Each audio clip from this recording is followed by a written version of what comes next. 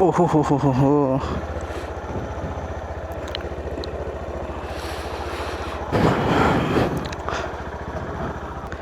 न त गाइज अब हेरौँ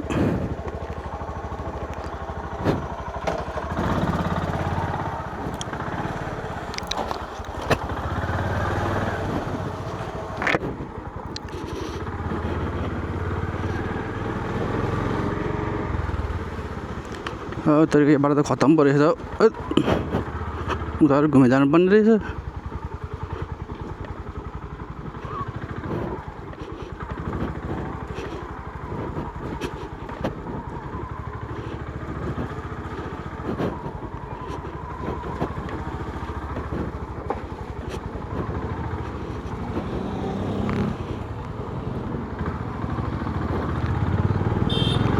so welcome to my blog guys आज चाहिँ के छ भने बेसिकली प्लान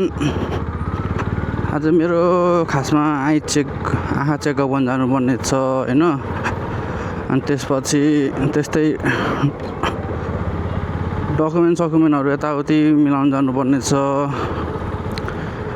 र म चाहिँ आँखा चेक गर्नु चाहिँ यो तिलगङ्गा आँखा हस्पिटल जान आँटेको त त्यहाँ चाहिँ मेरो फर्स्ट टाइम हो आज अब कस्तो छ अब यो त्यहाँको सिचुएसन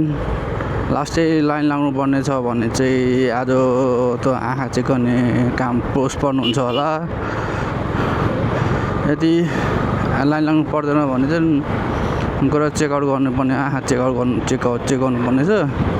अब हेरौँ के हुन्छ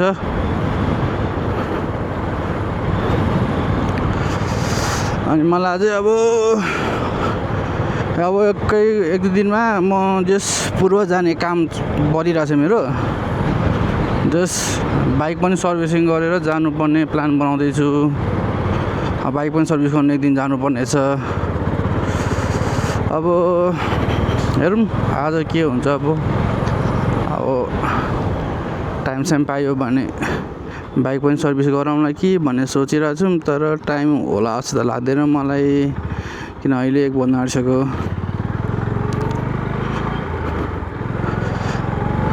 लस्कर ओहो के हो यो बाटो मैले त नोटिस गर्दैछु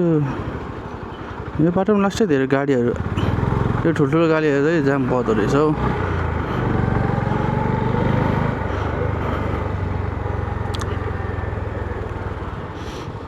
ल अन्त कसको बेरिसक्यो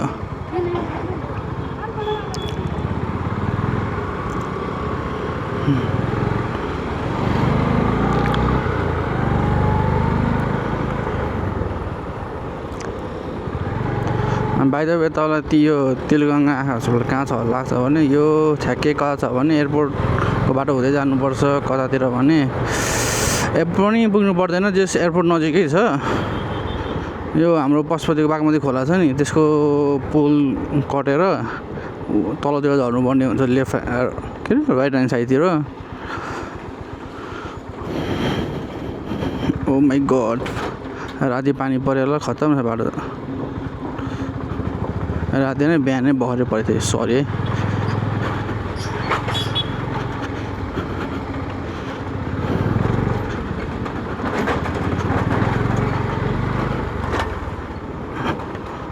तेरिका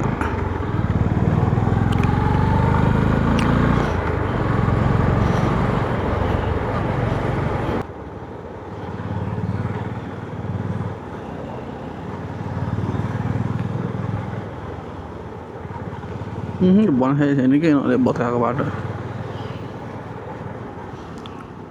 यसरी चाहिँ गाडी चाहिँ नरोके हुने हुन्थ्यो जस्तो टर्निङदेखि निक्लिँदाखेरि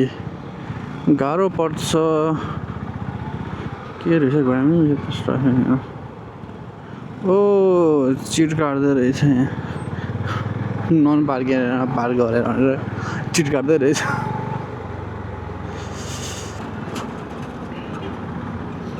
ओ सेट जाममा पऱ्यो क्या र त अहिले हामी चाबी आइपुग्यौँ तर जाममा पर्खिनु पर्ने चाहिँ एकछिन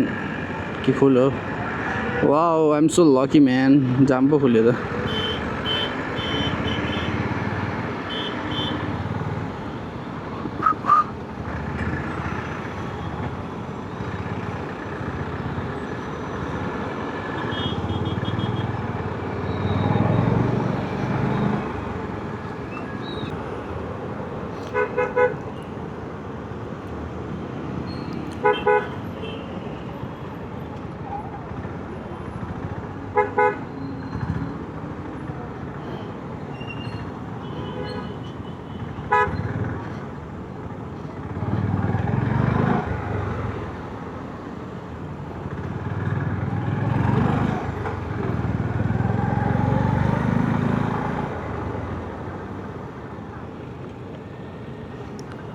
हेलो मम्मी हेलो निस्क्यो म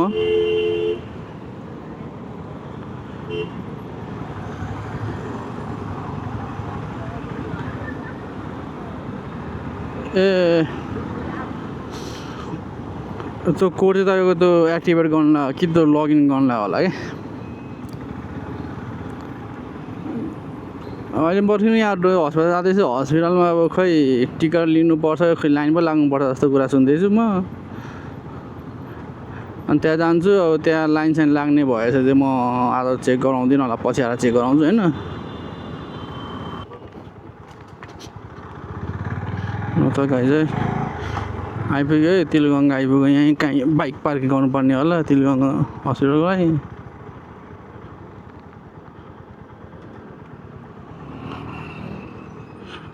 अब यसो विचार गरेर सोधपुछ गरेर त्यसपछि गरौँला नि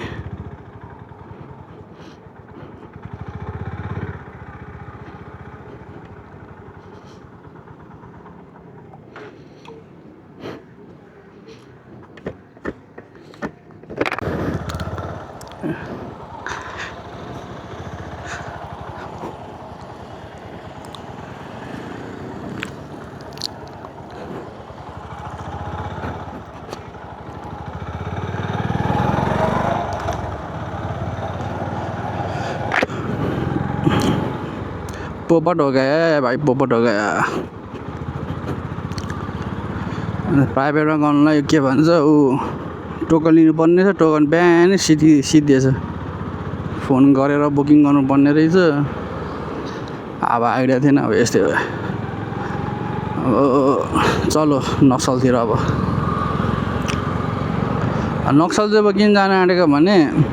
मैले अस्ति लगभग 2-3 विक्स आएको मैले आइएल्सको इक्जाम दिएको थिएँ त्यसको मलाई अहिले फिजिकल रिपोर्ट आयो भनेर बोलाएको छ कन्सल्टेन्सीमा त्यही लिन जान आँटेको खासमा मेन रिजन चाहिँ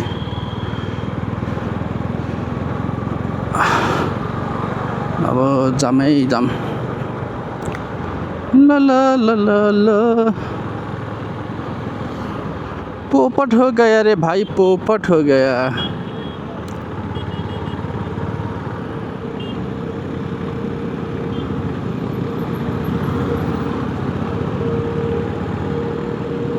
लकी मी म्यान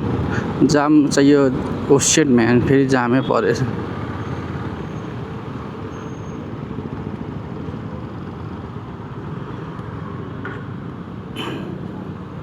एक सय 35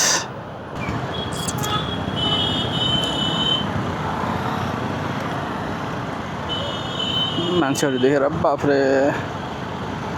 के हो पाएर ए दाजु उता जाने हो उतातिर पेल्नुपर्छ नि कहाँ यता अहिले पेलेको यार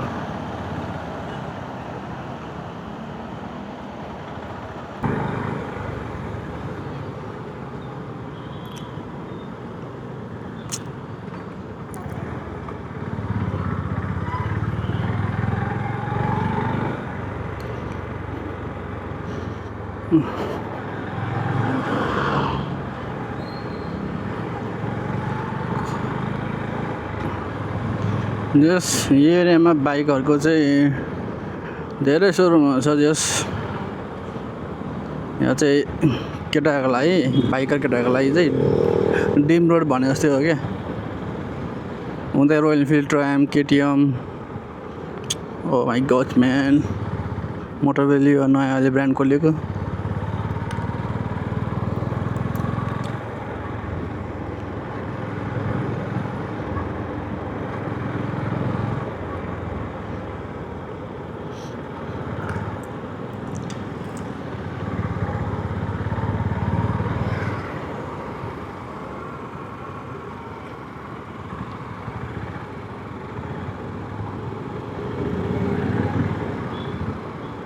आज काम सबै उलट पुलट भइरहेछ त यार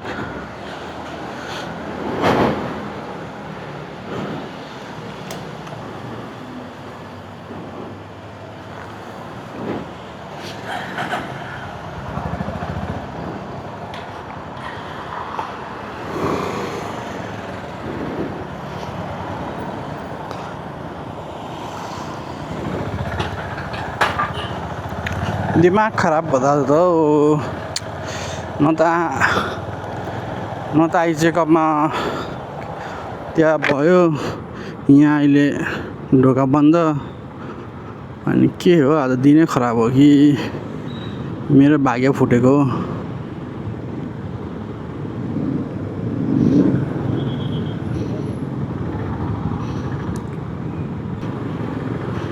के सोचेर हिँडेको केही भएको छैन हौ ऋषि दोस्त यार दिनै पनौती लागेको हो कि के हो यो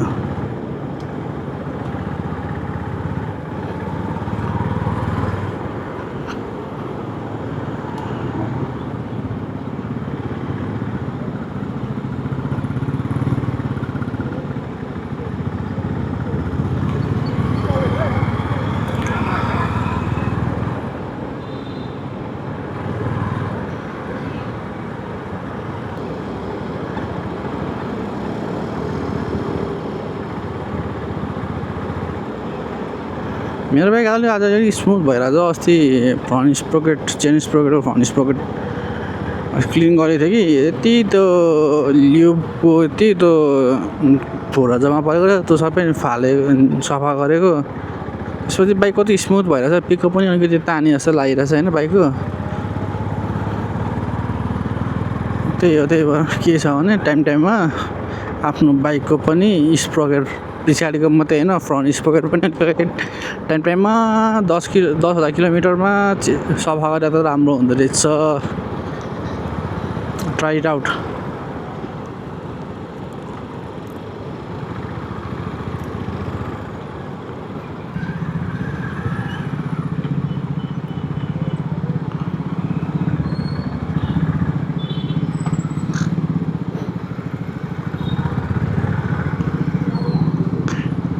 मलाई सिभिलमा भित्र जानुपर्ने थियो डाइरेक्ट नहुने थियो उता अगाडि गएर काट्नुपर्ने जस्तो छ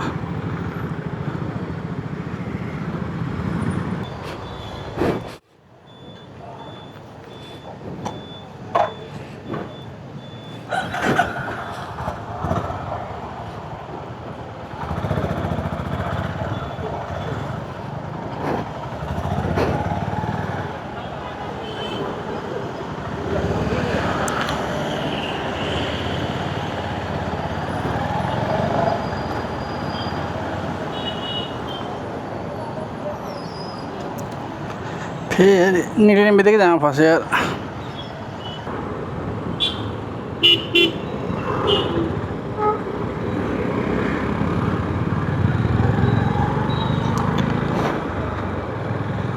जुजु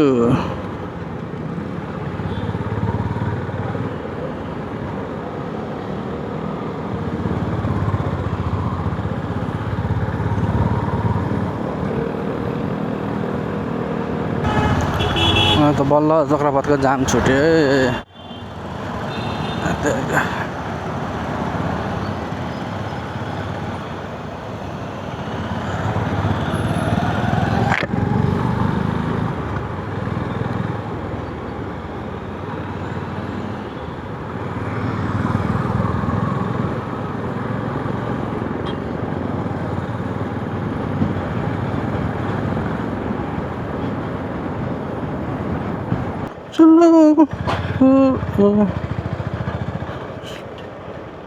अब यस्तो गर्मी भएको छ अब यसो के चिसो लगेर खानु पर्ला जस्तो छ